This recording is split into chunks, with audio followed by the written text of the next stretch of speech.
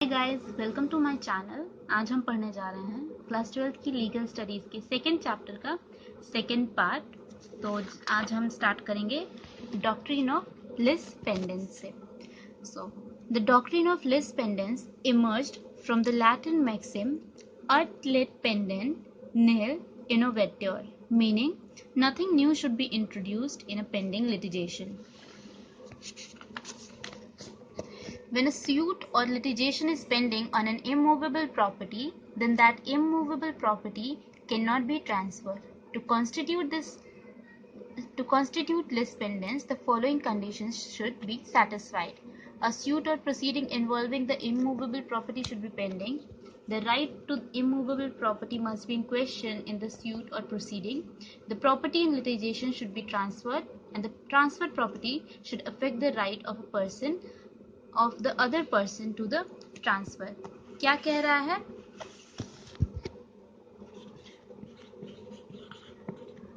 Doctrine of lis pendens, इसका मतलब है, एग्जाम्पल से हम समझाते हैं। मान लीजिए ए है और बी है और इनका ये है एक कॉटेज। इस एक अभी कोर्ट में एक केस चल रहा है कि इस कॉटेज का मालिक कौन है। मतलब ए और बी के बीच में ये कंफ्यूजन है कि इस कॉटेज का ओनर क्या है। इसी बीच में ए क्या करता है, बी सी को ये प्रॉपर्टी बेचने को कह देता है।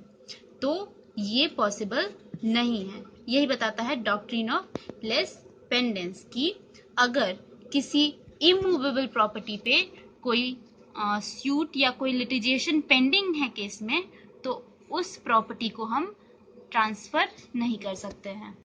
नेक्स्ट है सेल।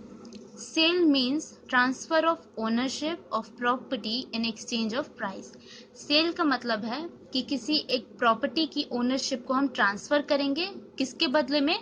प्राइस। उसकी प्राइस जो यूजुअली होती है मनी। अब seller is the person who transferred the property and buyer is the person to whom property is transferred. seller वो person होता है जो प्रॉपर्टी ट्रांसफर करता है और बायर वो पर्सन होता है जो ये प्रॉपर्टी खरीदता है। The consideration in a sale is usually money. और जो इस सेल में जो कंसिडरेशन होती है, मतलब उस जो भी प्रॉपर्टी ट्रांसफर हो रही है उसकी जो वैल्यू होती है, उसकी जो कंसिडरेशन होती है, वो यूजुअली क्या होती है? मनी।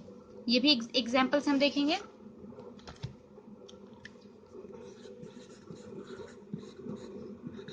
ए बी को एक हाउस बेच रहा है। कितने के लिए बेच रहा है? 15 लाख रुपए के लिए। ठीक, तो यहाँ पे ए हो जाएगा सेलर, बी हो जाएगा बायर।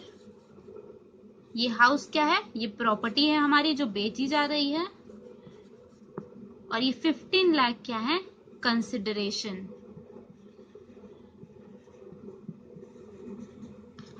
आगे क्या कह रहा है? The followings are essential for a sale to be valid. There should be two different parties, the seller and buyer.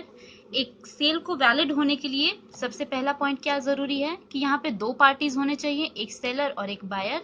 Both parties should be competent to transfer. दोनों पार्टीज कॉम्पिटेंट होने चाहिए। कॉम्पिटेंट का मतलब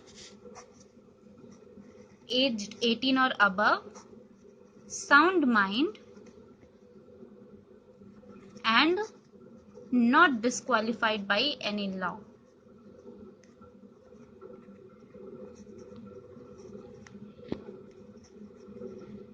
ये हमने प्रीवियस वीडियो में पढ़ चुका है जो ऑलरेडी पोस्टेड है। नेक्स्ट पॉइंट है the property to be transfer should be in existence. कोई प्रॉपर्टी एग्जिस्टेंस में होनी चाहिए, मतलब टेंजिबल प्रॉपर्टी होनी चाहिए। Consideration for transfer should be money. जो वैल्यू हम प्रॉपर्टी के पे करेंगे वो यूजुअली मनी होनी चाहिए। And the contract should be in accordance with law. Rights and liabilities of buyer and seller. तो सबसे पहले हम बात करेंगे लाइबिलिटीज ऑफ सेलर। सेलर्स की क्या क्या लाइबिलिटीज होती हैं एक बायर की प्रति। पहला, disclose defect of the property which is known to the seller and is not known to the buyer. Property की कोई भी डिफेक्ट जो सेलर को पता है लेकिन बायर को नहीं पता है, वो बायर को बताएगा। Produce to buyer all the documents of title relating to property, property से रिलेटेड सारे डॉक्यूमेंट्स बायर को प्रोवाइड करेगा।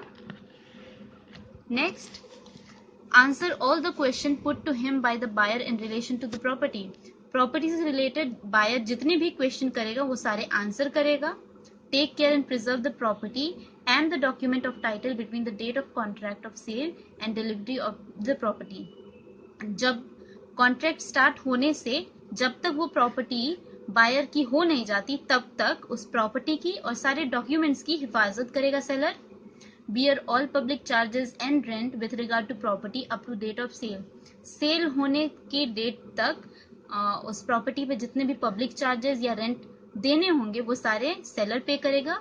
And to give the buyer possession of the property, और लास्ट में बायर को उस प्रॉपर्टी की पोजेशन दे देगा। नेक्स्ट है राइट्स ऑफ सेलर। अब सेलर के कुछ राइट्स भी होते हैं, वो क्या होते हैं? collect the rents and profits of the property till the ownership passes to the buyer, जब तक उस प्रॉपर्टी की ओनरशिप बायर तक नहीं पास होती है तब तक रेंट्स और प्रॉफिट जो भी उस प्रॉपर्टी पे मिलते हैं वो सेलर कलेक्ट करेगा। when ownership has passed on to the buyer from the seller before payment of money in full, claim the amount from buyer that is due to him, अगर property transfer हो गई है लेकिन buyer ने भी पूरा पैसा नहीं दिया है तो जो सेलर है वो उससे वो पैसा मांग सकता है।